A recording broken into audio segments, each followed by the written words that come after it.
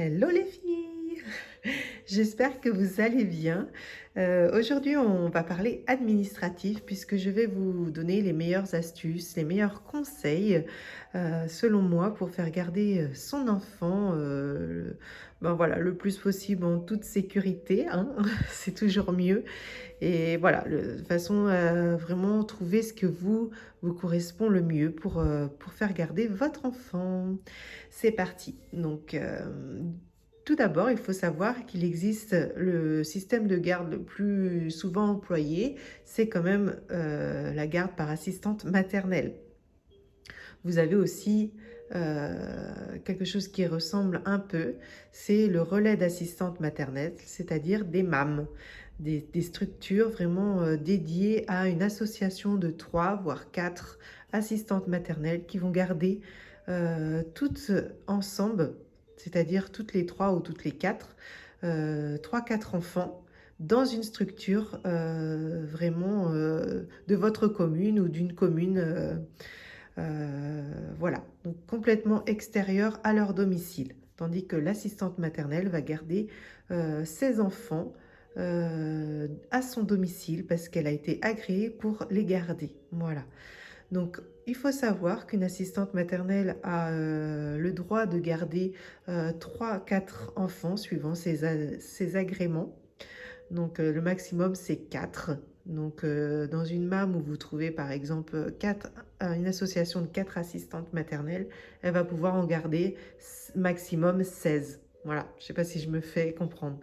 Une assistante maternelle qui est à son domicile peut en garder au maximum 4. C'est le grand maximum.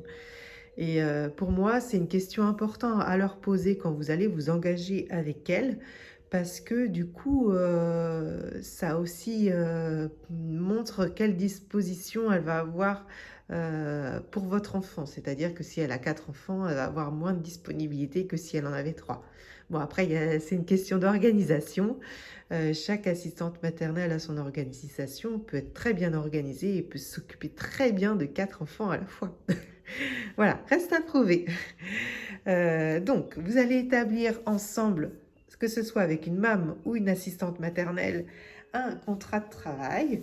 Donc, ce qui est important à faire, je me suis arrêtée sur cette page-là, c'est vraiment de savoir quel emploi du temps vous allez lui imposer. C'est-à-dire quel besoin de garde vous avez en fonction de vos horaires de travail. Donc, vous allez faire un planning avec un nombre d'heures et une date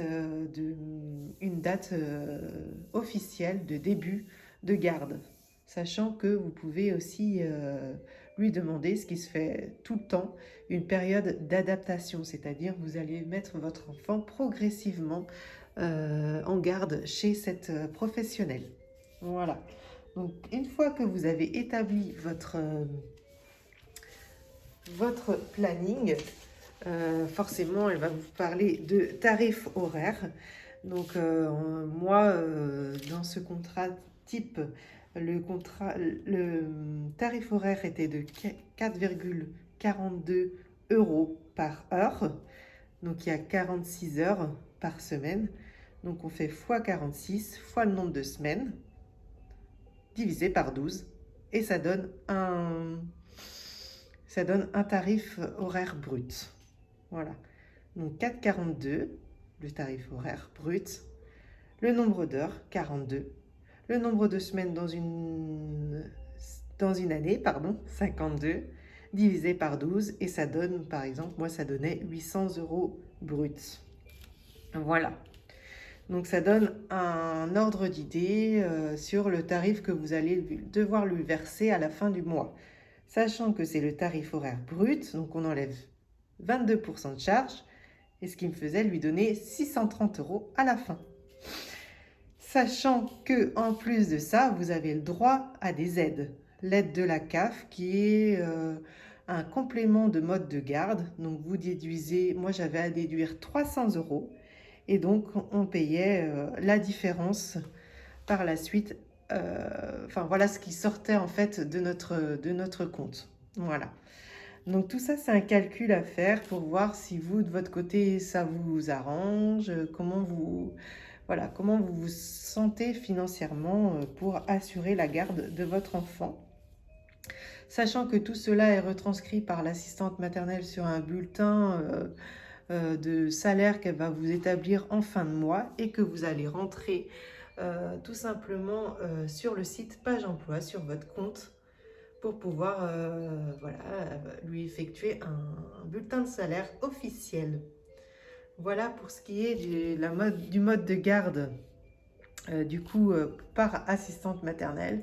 Alors n'hésitez pas à l'embauche, quand vous faites votre entretien, vraiment à lui parler, à voir comment elle est, si elle aime vraiment les enfants, si elle a voilà, du matériel adapté pour les tout petits. Vous voyez, ça c'est de la dalle en mousse. Ça permet vraiment de protéger les enfants pour les genoux, pour éviter qu'ils se blessent. Vous voyez, si voilà, n'hésitez pas à lui demander si elle a une pièce dédiée aux jeux pour les enfants, si elle a des jeux, parce que votre enfant va mine de rien grandir au sein de cette maison. Donc vous voyez, si vraiment elle est équipée en jeux pour enfants, et cela jusqu'à 2 ans et demi. Vous voyez, ne voyez pas votre tout petit bébé de 3 mois, voyez plutôt aussi quand il va grandir, voyez si elle a des poussettes par exemple, des bébés, pour que votre petite fille ou petit garçon, voyez si elle a des voitures, voilà. Voyez si vous sentez qu'il y a un épanouissement possible pour des tout petits. Ça, c'est très important. Demandez lui aussi où est-ce qu'elle compte faire dormir votre enfant. Ça peut être bien. Si chaque enfant a sa pièce, voilà, pour voir vraiment si ça correspond à vos attentes et que vous n'ayez aucune surprise lors de la garde. Ça, c'est important. Demandez lui aussi qu'est-ce qu'il vous faut fournir dans le sac, s'il faut amener les couches. Non, je pense que vous serez obligé d'emmener des couches. Oui, chez les assistantes maternelles, vous êtes obligé d'apporter vos couches. Voilà, quel produit de soin elle utilise. Enfin, vous voyez, n'hésitez pas à poser toutes les questions qui vous passent par la tête, car c'est normal, c'est votre premier enfant ou deuxième. Enfin, vous avez besoin d'un mode de garde qui vous convienne, donc il faut vraiment demander toutes les questions que vous avez besoin de savoir pour vous tranquilliser. Voilà. Il existe un autre mode de garde, c'est le mode de garde en crèche. Et donc là, c'est pareil, vous allez établir un contrat de travail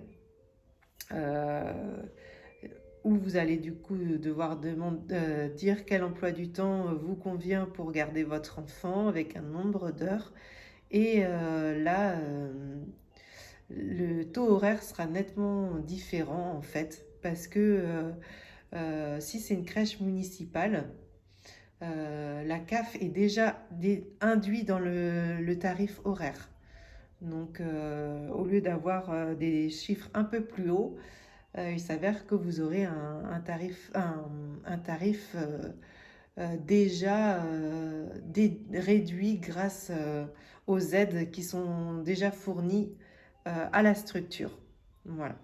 Donc pour ce qui est de la crèche, c'est totalement différent. C'est des professionnels qui travaillent ensemble, des auxiliaires de puériculture, des éducatrices, des professionnels qui travaillent ensemble dans une structure et qui accueillent votre enfant. Alors vous n'avez pas à porter de couche, les repas sont fournis, c'est complètement différent et surtout vous n'avez pas à aller sur le page emploi, car à la fin au final vous n'êtes pas employeur comme vous l'êtes quand vous avez embauché une assistante maternelle, mais vous êtes simplement utilisateur du système, et donc vous recevez chez vous tout simplement des factures. Vous n'avez pas de tarification spéciale, de bulletin de salaire à effectuer en fin de mois, mais une facture établie par